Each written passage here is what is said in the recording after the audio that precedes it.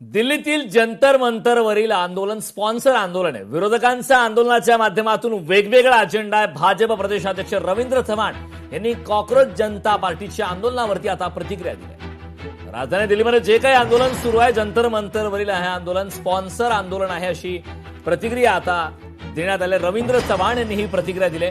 विरोधकांच्या आंदोलनाच्या माध्यमातून वेगवेगळा अजेंडा असल्याचं सुद्धा सांगण्यात आलं। भाजप प्रदेशाध्यक्ष रवींद्र चव्हाण यांनी कॉक्रोच जनता पार्टीच्या आंदोलनावरती आता प्रतिक्रिया दिली आहे। स्पॉन्सर्ड असं आंदोलन आहे।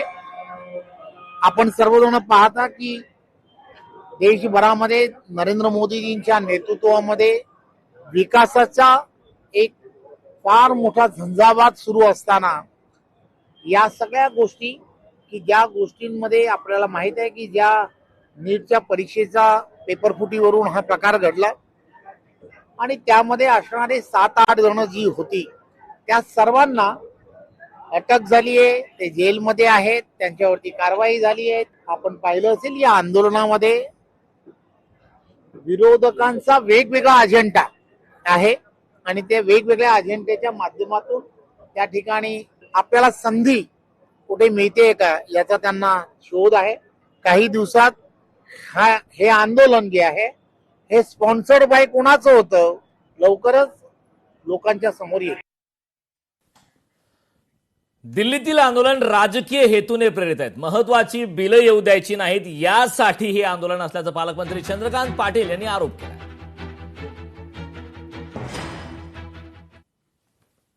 दिल्लीमध्ये चाललेलं आंदोलन जे आहे त्यात नीटची परीक्षा पेपर फुटले, पण ती पुन्हा झाली, ज्यात कणभरही कुठे गडबड झाली नाही, रिझल्ट लागले, आता कॅप राऊंड सुरू होतील आणि त्यामुळे त्या विषयाला घेऊन राजकारण करणं चाललेलं आहे आणि हे राजकारण विरोधकांनी थांबवलं पाहिजे। तरी आपण एकच दोषा लावून धरायचा याचा अर्थ काहीतरी हेतू वेगळा आहे। हे अधिवेशन डिस्टर्ब करायचं, या अधिवेशनामध्ये जी बिलं यायची ती येऊ द्यायची नाहीत, असा त्यातला खरं म्हणजे पहिला हेतू आहे। बाकी हेतू मोठमोठे आहेत, मला तुम्हाला जाहीरपणे सांगता येणार नाही, माझी गप्पा मारा ह्या अटीवर की बाहेर कोट करणार नाही। दिल्लीतील घटना यातनादायी आहेत। दिल्लीतील घडलेल्या घटना टाळता आल्या असत्या। दिल्लीतील वरिष्ठ नेते प्रश्न सोडवतील, मंत्री छगन भुजबळ यांनी आता या संदर्भातली प्रतिक्रिया दिली आहे। सत्ताधारी पक्ष नसलेच मंत्री छगन भुजबळ यांनी मात्र आता प्रतिक्रिया दिली। दिल्लीतील घटना यातनादायी आहेत। दिल्लीत घडलेल्या घटना टाळता आल्या असत्या। दिल्लीतील वरिष्ठ नेते प्रश्न सोडवतील असा विश्वास सुद्धा यावेळी मंत्री भुजबळ यांनी दिला। ध्यानीमणी नसताना सुद्धा अचानक अजितदादा आपल्यातून गेले, त्यांना आता स्वर्गीय अजितदादा म्हणणं सुद्धा अतिशय जीवावर येत आहे। दादांनी शेतकऱ्यांसाठी, कष्टकऱ्यांसाठी, विद्यार्थ्यांसाठी, महिलांसाठी, सर्व शिक्षणामध्ये, सहकारामध्ये त्यांनी जे अफाट काम केलेलं आहे ते विसरता येण्यासारखं नाही।